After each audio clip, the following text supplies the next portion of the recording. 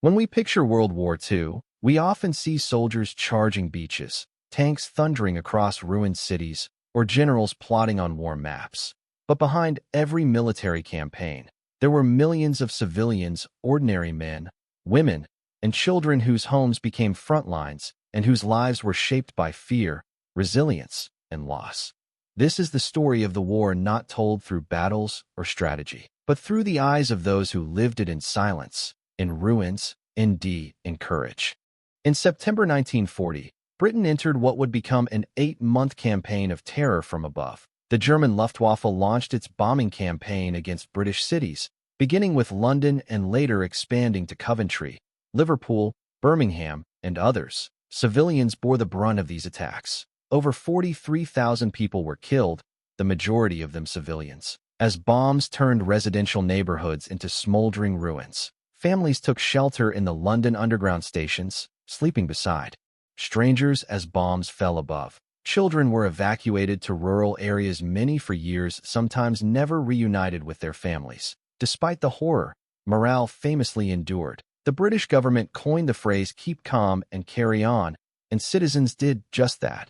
Women joined civil defense services. Teenagers volunteered for fire-watching duty. The community pulled together in bomb shelters, sharing rations, songs, and silent prayers. Poland was the first victim of Hitler's aggression, invaded by Germany on September 1, 1939, and by the Soviet Union just 16 days later. Civilians were caught in a deadly squeeze, and Poland became a testing ground for Nazi policies of racial hierarchy and terror in German-occupied zones. Polish civilians were subject to mass arrests, executions, and forced labor. The Intelligence Action, a campaign to eliminate the Polish intelligentsia, saw thousands of teachers, doctors, and priests murdered. Over 1.5 million Poles were sent to labor camps in Germany. Meanwhile, in Soviet-occupied territories, mass deportations to Siberia and Kazakhstan claimed the lives of countless families. Life under occupation meant constant surveillance, curfews, banned education, and the omnipresent fear of knock-on-the-door terror. Yet resistance flourished. Underground schools operated in secret, news was smuggled, and sabotage was carried out by civilians at great personal risk. Perhaps no civilian population suffered more prolonged torment than the citizens of Leningrad. When the German army encircled the city in September 1941, they began a siege that would last for 900 days. More than 1 million people died during the siege, mostly civilians. Food supplies were cut off. Bread rations dropped to 125 grams a day, less than a slice. People boiled wallpaper for the flour-based glue, or made soup from sawdust and leather. Cannibalism was quietly recorded. Yet Leningrad did not fall. Civilians dug anti-tank ditches by hand, organized communal kitchens, and kept schools and museums operating where possible. Musicians continued to perform. In 1942, composer Dmitri Shostakovich's Seventh Symphony was broadcast across the city, performed by a starving orchestra as a symbol of resistance. In Imperial Japan, the war effort was total. Civilians were subject to intense propaganda that glorified sacrifice and obedience. Children were taught to fight and die for the emperor. Women were mobilized in factories, and even Buddhist temples were used to forge metal for weapons. By 1945, American bombing campaigns brought war directly to Japan's cities. In March 1945, the firebombing of Tokyo killed over 100,000 people in a single night, more than Hiroshima or Nagasaki. The bombings reduced entire neighborhoods to ash, leaving millions homeless. Then came the atomic bombs. Hiroshima, August 6, 1945. In seconds, the heart of the city was incinerated.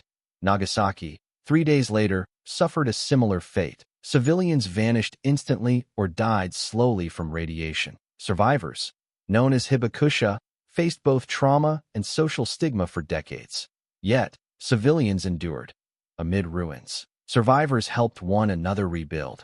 Orphans were taken in by strangers. Buddhist monks comforted the dying. Even in apocalypse, humanity flickered.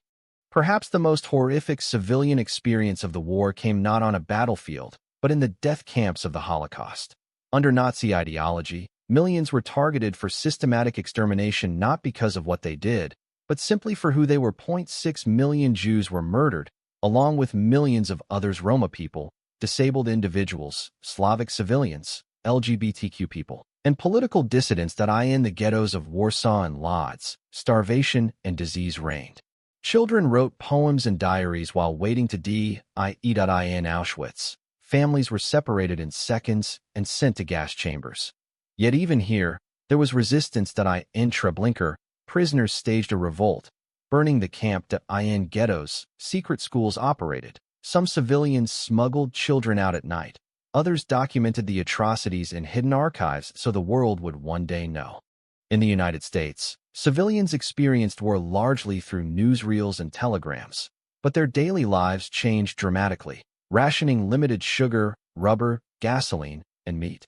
Women flooded into the workforce by 1945. 1 in 4 married women worked outside the home. War bonds, scrap drives, and community victory gardens became part of everyday life.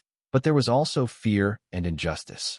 Following the attack on Pearl Harbor, over 120,000 Japanese Americans, 2/3 of them U.S. citizens, were forcibly relocated to internment camps under suspicion of disloyalty. Families lost homes, businesses, and dignity.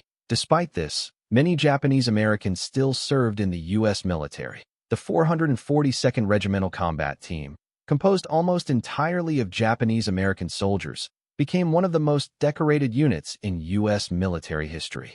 Across Europe, ordinary people rose in defiance. In France, the resistance sabotaged rail lines, passed intelligence to the Allies, and helped Jewish families escape. In Denmark, the population helped rescue over 7,000 Jews by ferrying them across the sea to Sweden, saving nearly the entire Jewish population.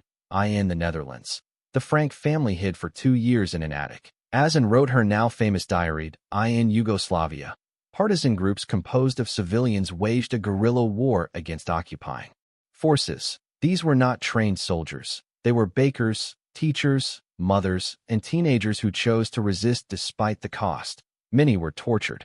Many died. But their stories live on as symbols of courage. The Second World War was not just a soldier's war. It was a civilian catastrophe, one that touched every corner of the globe. It was fought not only with weapons, but with endurance, sacrifice, and quiet heroism. For every general who gave an order, there were 1,000 mothers hiding their children. For every victory, there was a street reduced to rubble. And for every story of death, there is also one of survival and of humanity's refusal to be extinguished. To understand the true cost of World War II, we must look not only at the battlefield, but at the broken homes, the hidden diaries, the silent queues for bread, and the millions of civilian lives that were forever changed.